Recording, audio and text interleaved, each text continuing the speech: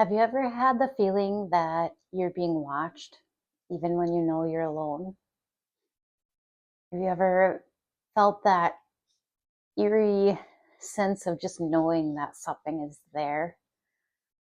Whether it's you feel it, like the hair on the back of your neck stands up, or the hair on your arm stands up, or maybe you're more sensitive and you can feel like the shift of energy in the room.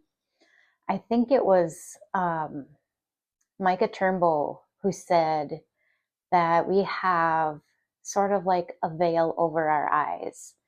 And it's kind of the opposite of what they have on horses, where the horses block the peripheral. Ours is like straight on. So when you catch stuff out of the corner of your eye, there's no veil there. If you've experienced any of that, you may have been experiencing more than just paranoia. It might be that you have a monitoring spirit.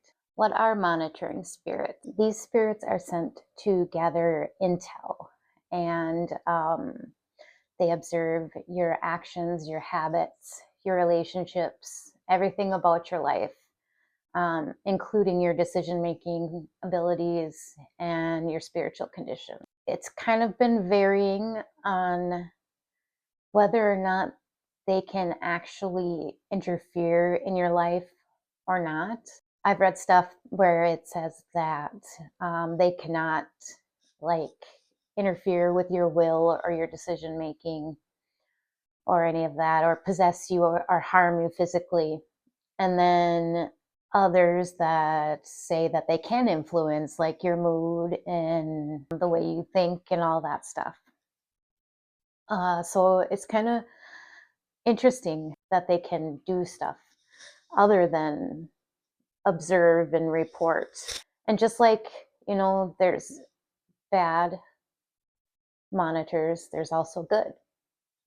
So I think it's important to look at both sides, because a lot of people only, talk about the dark side, but it kind of is common sense. If, you have a bad side, you have a good side, just like if you have a good side, you have a bad side. The evil ones, they're looking for a point of entry, something like a weakness or a vulnerability, any type of sin, because these guys are legalists and they have to have a legal right to interfere in your life. So that's why they send out these monitoring spirits on the bad side, and then they come back and they report to a higher demon or spiritual authority that is above them, so they can have a plan of attack to disrupt your life, to disturb your peace, to basically spiritually attack you. On the good side, they would be monitoring you, maybe seeing if you pass a test to level up in your spiritual journey. During my research, I found conflicting stories on what they are allowed to do and what they're not allowed to do. And some of the things that I saw said that they're not allowed to interfere in our lives and that they can't possess us or physically harm us. And then I saw others that said that they could influence like your thoughts, or, like subliminal messages type thing, but they can't possess you or harm. Kind of unclear as to what the boundaries really are, because it depends on your belief system as well and what you choose to believe. On the bad side, the easiest way for them to get you is to get you to come out of agreement with what God says about you and get you to agree with what you think about yourself. So that's definitely something to keep in mind, that, our thinking, it does play a big part in the things we come into agreement with. And so we need to always remember who God says we are, and not, the little voice in your ear whispering that you're worthless and you're hopeless and you're nothing. You have to remember that God says that you're righteous, you're holy, and you're loved. The good spirits, or angels, if you want to call them that, they're there to maybe see you through a test, or to guide you, keep you safe, and report back on your spiritual condition and how you're doing. The kind of person most likely to be monitored often aligns with certain traits and characteristics, behaviors, and spiritual circumstances, like those actively pursuing spiritual avenues, growing in their faith, committed to God, is going to be monitored on both sides. And then it would be someone that's going through spiritual growth or is about to go into a specific calling, maybe like ministry, going on a mission, anything they can do to tempt and delay and dismantle the good that you're trying to do.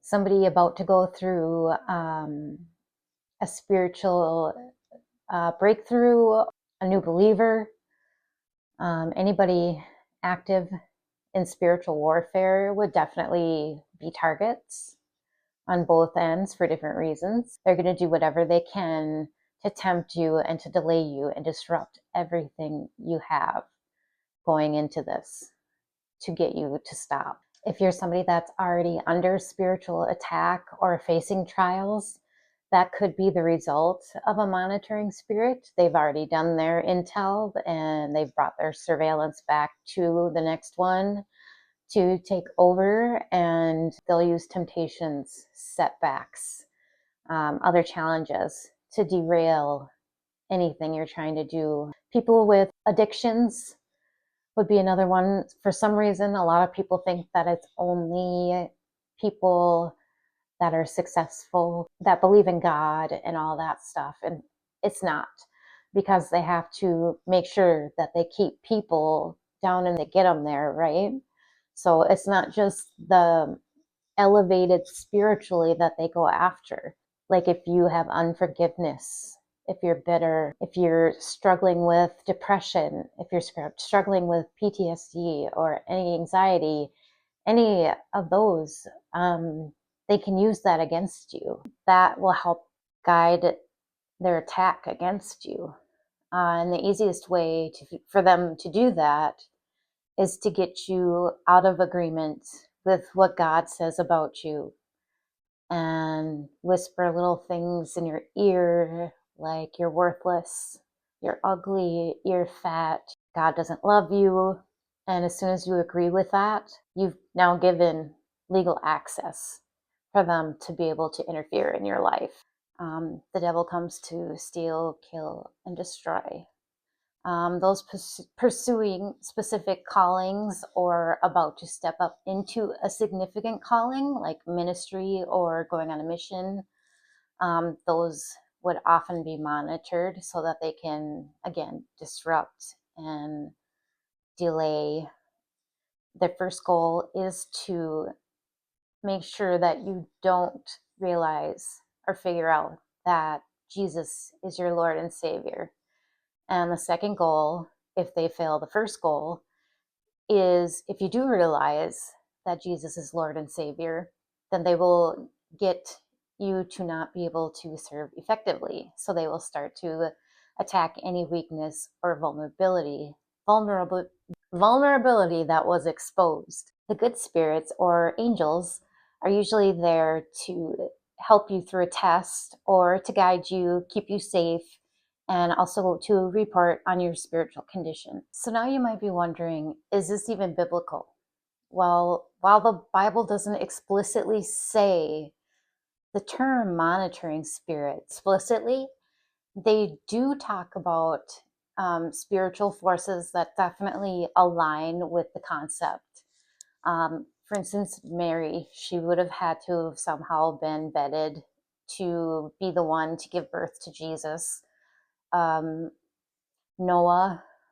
somebody had to have been watching to see if there was any righteous person worth saving before the flood. Zechariah and Elizabeth confirmed that they were going to be having a child in their old age. Same with Sarah and Abraham. Daniel was saved twice, at least, by angels. And there's just a lot of stories about angels coming in and monitoring human life and giving messages. So the reality of good and evil spirits having knowledge of our human lives and the way they can be actively watching and waiting for the right moment to either disrupt people or to help them is ultimately shown throughout the Bible. So again, the best defense is a good offense. And stay rooted in, the word, and test the spirits. And remember that you're never alone in this. You always have God with you, even when you think you don't. Stay vigilant, test the spirits, trust, and ask for God's help and protection. I actually have a story from a few weeks ago, I believe it was. I knew something was watching me. I wasn't feeling good. I had a headache. If I still have the screenshot, I will try to insert it here.